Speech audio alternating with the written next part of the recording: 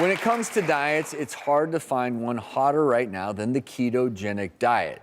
Your mom, your cousin, your friend, everyone seems to be doing keto. But it's now so popular that some parents are even putting their kids on the controversial eating plan. Should kid keto even be a thing? Pediatrician Dr. Dafna Ahdoot joins us. Doc, thanks so much for being here.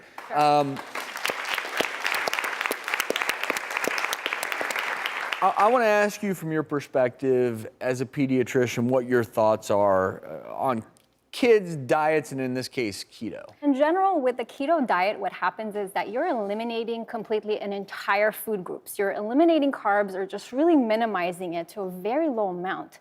And kids need 65% of their calories basically comes from carbohydrates. And the brain needs sugar to thrive. Our bodies need sugar to be physically active, and especially kids.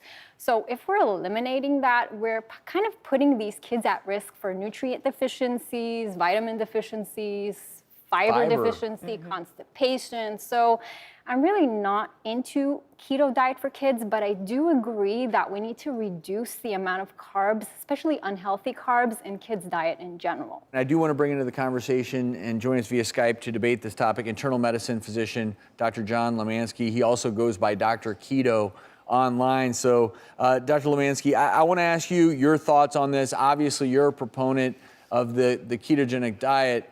But with kids, obviously so many other issues at play. What are your thoughts on this? A ketogenic diet can be one tool that we as physicians use to improve the health of our patients.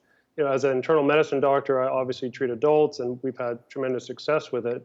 But you did mention that there are pediatric patients who are starting to really have adult diseases, things like hypertension, diabetes, insulin resistance, fatty liver disease. And in those children, it might be something to consider using. I'll openly admit that I think a ketogenic diet can be a nice short-term way to, especially for people who are dealing with major medical issues, to lose weight. There's no doubt about that. I unequivocally have concerns with long-term ketogenic diet, and I also worry that some people don't know the right way to do it, because you can be on a ketogenic diet and eat all the wrong foods.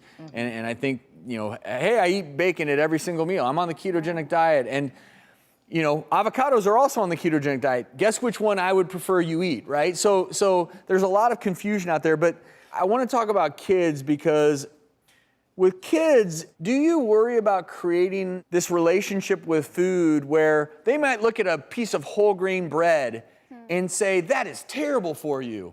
And I'm going to tell you, I think making a sandwich on whole grain bread with almond butter can be a great snack for adults and kids.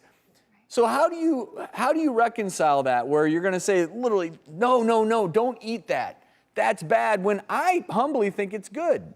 Yeah, no, I agree with you. Most of the studies that look at children who have been on a ketogenic diet don't do it indefinitely. This is not something that we're considering putting them on for the rest of their life, like maybe some adults would do. It's a 6-month, 12-month process to really reverse some of these diseases that, if we don't treat aggressively at that age, we'll start seeing diseases in children that we see in adults, which is what's happening. And so I think for a short period of time, if you really are struggling with those children who cannot make that switch over, and even if you're restricting the processed foods, they're still not improving, it could be something to consider. Again, I treat adult patients. My children are more of a low-carb variety.